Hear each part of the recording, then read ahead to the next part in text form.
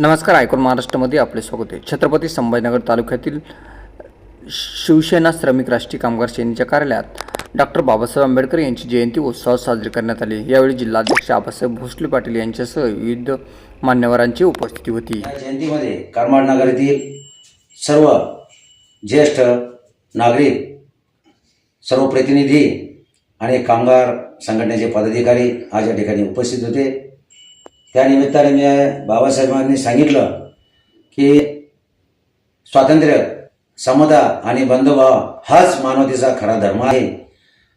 आणि त्यांनी जी घटना लिहिली ती घटना आपल्या देशाला लागू झालेली आहे आणि त्या घटनेनुसारच आपला देश हा चालतो.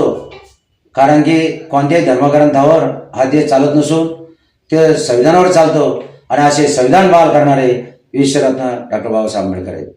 आज आम्ही कामगार क्षेत्रामध्ये काम करीत असताना आज आपण बघतोय की कामगारांचा हक्क जर कोणी मिळवून दिला असेल तर पहिल्या प्रथम या देशामध्ये विश्वरत्न डॉक्टर बाबासाहेब आंबेडकरचं नाव घेतलं जातं.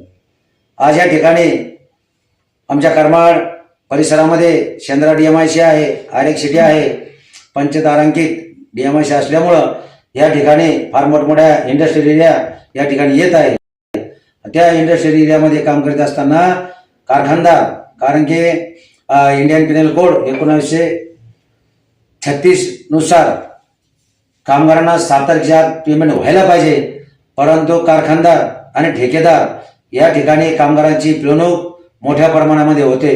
त्या ठिकाणी आम्ही शिवसेना श्रमिक राष्ट्रीय कामगार सेनेच्या वतीनं आवाज उठवला आणि कारखानदारांना आणि ठेकेदारांना सक्त अल्टिमेटम देऊन आम्ही बऱ्याचशा कामगारांचे पैसे सुद्धा त्या ठिकाणी काढून दिलेले आहे.